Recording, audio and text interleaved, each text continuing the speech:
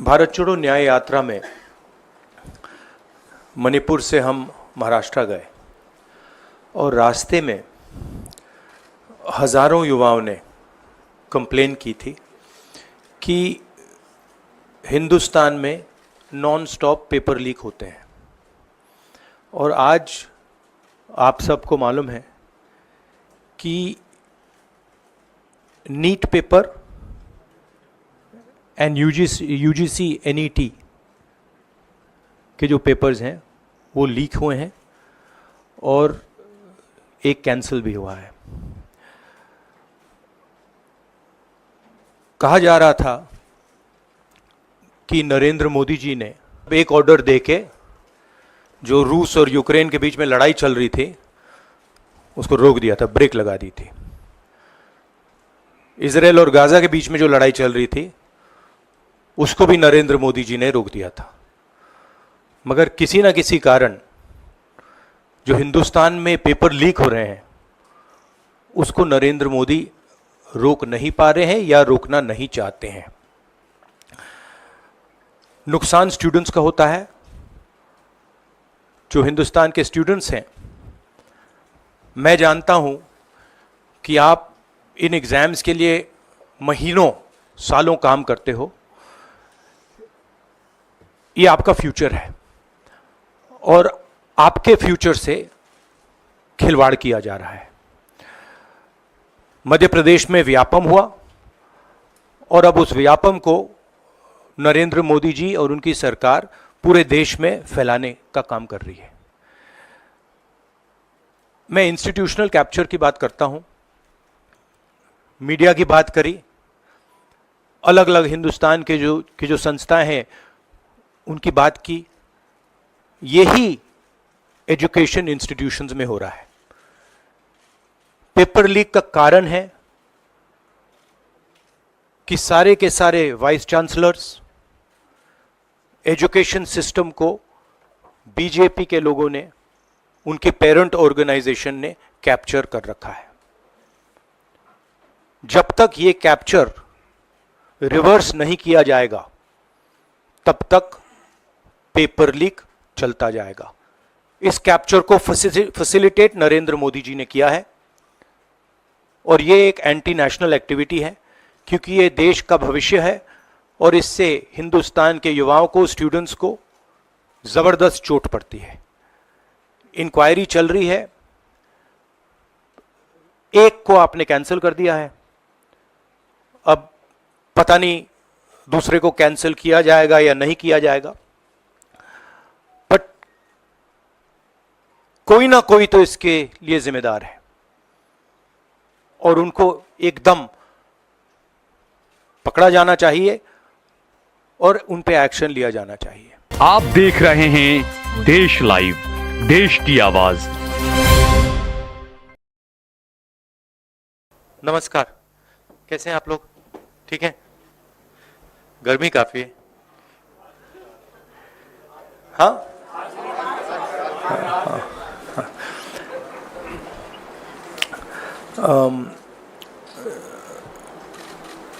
भारत छोड़ो न्याय यात्रा में मणिपुर से हम महाराष्ट्र गए और रास्ते में हज़ारों युवाओं ने कंप्लेन की थी कि हिंदुस्तान में नॉन स्टॉप पेपर लीक होते हैं।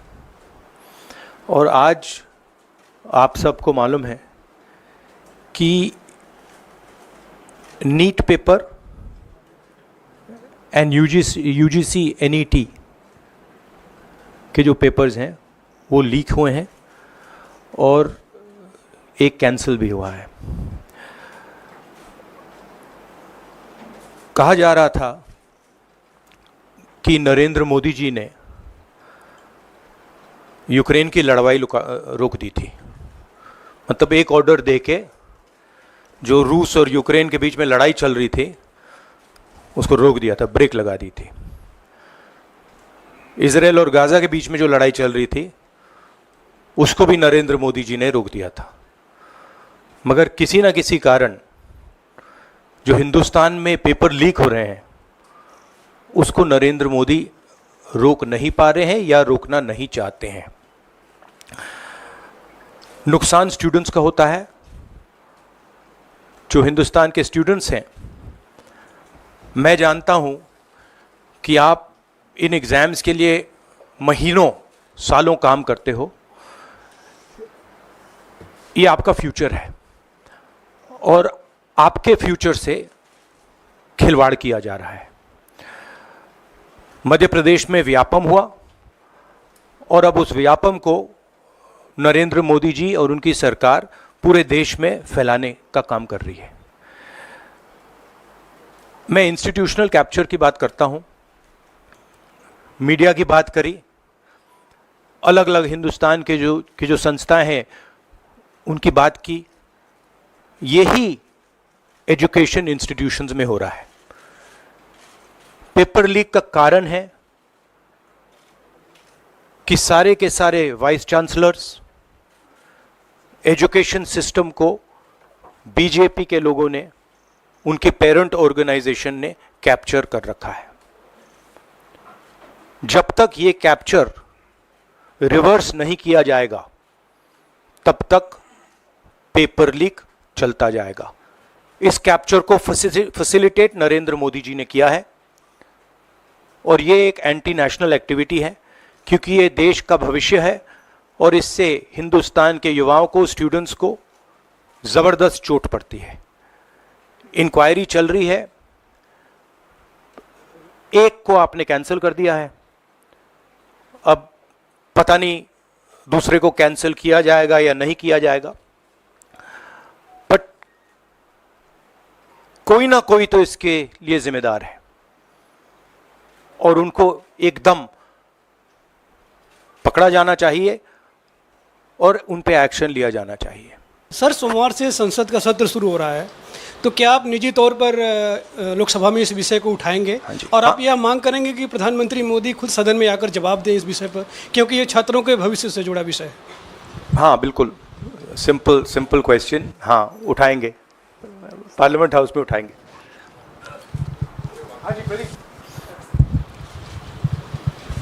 Thank you sir. Rahul ji मैं इधर हूँ। सवाल ये है कि जो एजुकेशन सिस्टम इस वक्त है और जिस तरीके से जो पेपर लीक हुए, जिसका आरोप भी आपने लगाया और जो सामने भी आया है, रद्द भी हुआ है कल परीक्षा, लेकिन सबसे बड़ा सवाल ये है कि बदलाव क्या होने चाहिए, वो बदलाव जो इससे परीक्षा लीक रुके, वो क्या आपके पास फार्मूला? हमारे मैनिफेस्टो में हमने लिखा था, देखिए 2-3 चीज़ें हैं। सबसे पहले जो शिक्षा का सिस्टम है उसको एक संगठन ने कैप्चर कर रखा है, अपने लोगों को हर पोस्ट पे यही डालते हैं। वाइस चांसलर्स की लिस्ट निकाल लीजिए, पता लग जाएगा। तो इसको रिवर्स करना होगा।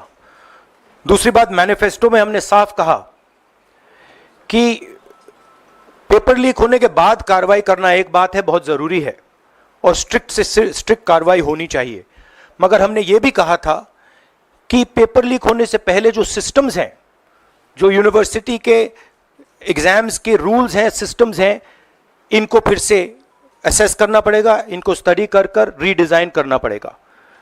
ये दोनों काम हमने अपने मैनिफेस्टो में साफ लिखे हैं और विपक्ष दबाव डालकर ये 2 काम सरकार से करवाने की कोशिश करेगा। बिहार का भैया हमने कहा है कि इंक्वायरी होनी चाहिए और जो भी जिन्होंने भी पेपर लीक कराया है उनके खिलाफ कार्रवाई होनी चाहिए। राहुल जी, चूंकि ये मामला नेशनल लेवल पे भी एग्जाम्स में हो रहा है, स्टेट लेवल्स में भी एग्जाम्स में कई जगह इस तरह के पेपर लीक की घटनाएं होती है और करोड़ों छात्रों का जीवन अधर में लटक जाता है। आपको लगता है कि एक सख्त कानून बनाने की जरूरत है संसद में कि इससे निपटने के लिए? कैसे होगा, क्योंकि छात्रों का जीवन सख्त कानून आफ्टर द फैक्ट है, वो होना चाहिए, मगर अगर आप मेरिट के बेसिस पर लोगों को नहीं जॉब देंगे, अगर आप आइडियोलॉजिकल लोगों को वाइस चांसलर बनाएंगे, इनकेपेबल लोगों को वाइस चांसलर बनाएंगे, एग्जाम्स के जो स्ट्रक्चर्स हैं, एग्जाम लेने के स्ट्रक्चर्स हैं, उनमें आप आइडियोलॉजिकल लोगों को डालेंगे तो ये काम होगा। ये इसका सबसे बड़ा कारण BJP and its parent organisation ने जो कैप्चर किया है ये है। और अगर आप कल्प्रिट ढूंढना चाहते हैं, तो मैं आपको बताता हूं जिन लोगों ने हिंदुस्तान के इंस्टीट्यूशंस को डिस्ट्रॉय किया है, जो पहले ऑब्जेक्टिव हुआ करते थे, इम्पार्शियल हुआ करते थे, वो आज इम्पार्शियल नहीं है, ऑब्जेक्टिव नहीं है, आइडियोलॉजिकल बना दिए गए हैं और मीडियोकर लोगों को इन इंस्टीट्यूशंस में बैठा दिया गया है। इसका मेन कारण यह है, और इसका आप एपिसेंटर देखिए, पूरा देश जानता है, युवाओं आप सब जानते हो कि इसका पहले एपिसेंटर मध्य प्रदेश हुआ करता था, वहां पे 40-50 लोगों की हत्या हुई थी, ये तब शुरू हुआ था। आप जानते हो कि गुजरात में, उत्तर प्रदेश में और मध्य प्रदेश में इन चीजों का एपिसेंटर है। और आप यह भी जानते हो कि बीजेपी के लोग कहते हैं कि हमारी लेबोरेटरी मध्य प्रदेश और गुजरात है। तो लेबोरेटरी से यह काम शुरू हुआ है और अब यह काम देश में फैल रहा है और आपका इससे नुकसान हो रहा है। जब तक यह रिवर्स नहीं किया जाएगा, जब तक हिंदुस्तान के इंस्टीट्यूशंस इनके हाथों से नहीं छीने जाएंगे और इफेक्टिव, ऑनेस्ट, इम्पार्शियल लोगों के हाथ में नहीं जाएंगे, तब तक ये होता रहेगा। और मैं आपको बता रहा हूं, जब तक बीजेपी रहेगी ये बढ़ता जाएगा।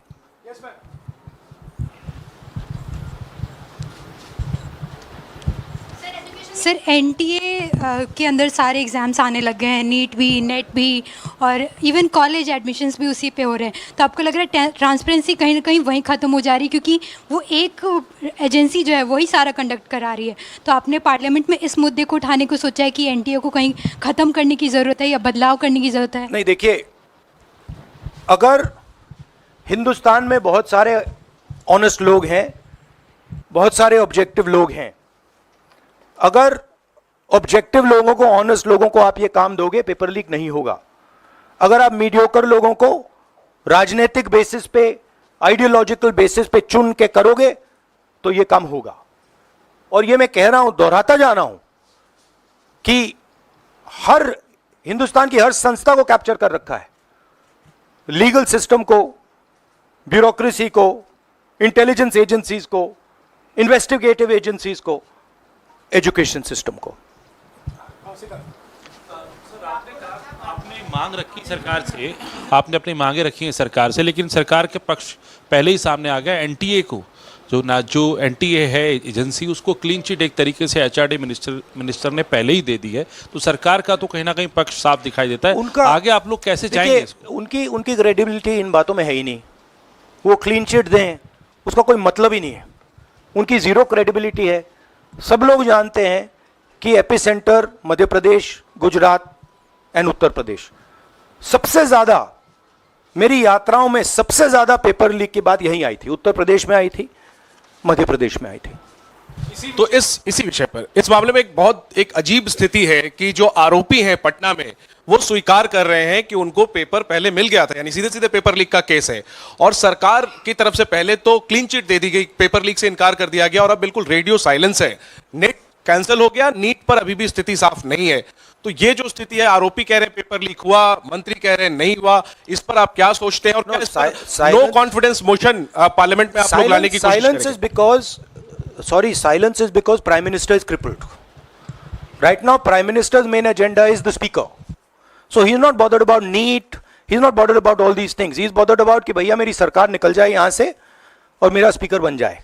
आपने जो नरेंद्र मोदी जी का जो कॉन्सेप्ट था और वो गुजरात में शुरू हुआ था, गुजरात से वो गुजरात मॉडल फिर वो नेशनल लेवल पे लाए। कॉन्सेप्ट क्या था? कॉन्सेप्ट था मार्केटिंग, हजारों करोड़ रुपए की मार्केटिंग और डर, एजेंसी का डर, मीडिया का डर, सरकार का डर। अब हुआ क्या? अब देश में कोई उनसे डरता ही नहीं है। मतलब एक तरीके से रिडिक्यूल करते हैं। जो पहले 56 इंच की छाती थी, अब नंबर तो नहीं दे सकता हूं, बट 30-32 हो गई है, राइट? तो अब पूरा जो ढांचा था, इतना बड़ा गुब्बारा था, वो इतना बड़ा हो गया। अब इससे नरेंद्र मोदी जी को साइकोलॉजिकल बहुत टेंशन होगा, बहुत प्रॉब्लम होगी, क्योंकि उनका जो काम करने का तरीका है वो लोगों को डराने का है, धमकाने का है। अब वो डर चला गया। आपने देखा, पता नहीं देखा या नहीं, वाराणसी में वो चप्पल मार दी किसी ने, अब आप इमेजिन कीजिए, चुनाव से पहले अगर कोई मानना भी चाहता था डरता, तो वो जो डर था वो गायब हो गया, खत्म हो गया। और इंटरनल भी प्रॉब्लम्स हैं, इनकी पार्टी में प्रॉब्लम्स हैं, इनके पेरेंट ऑर्गेनाइजेशन में इश्यूज हैं। तो मेरा कहना है कि जो नरेंद्र मोदी का जो कॉन्सेप्ट था उसको ऑपोजिशन ने डिमोलिश कर दिया, खत्म कर दिया है। उसको आप 56 इंच की छाती कहें, उसको आप डर कहें, उसको आप मतलब जो बिग नरेंद्र मोदी जी की जो इमेज थी उसको फाड़ दिया हमने। अब अगर वाजपेयी जैसे लीडर होते जो जिनमें ह्यूमिलिटी थी, मनमोहन सिंह जी जैसे जिनमें ह्यूमिलिटी थी, लोगों की रिस्पेक्ट करते थे, बात सुनते थे, ऐसी सिचुएशन वो काम निकाल सकते थे। मगर ये नरेंद्र मोदी जी की स्टाइल ही नहीं है। नरेंद्र मोदी जी मतलब किसी की सुन नहीं सकते, बिना फोर्स काम नहीं कर सकते। तो ये अब मामला है। और दूसरी बात, बहुत मजबूत ऑपोजिशन है, तो काफी मतलब इंटरेस्टिंग समय है। Thank you.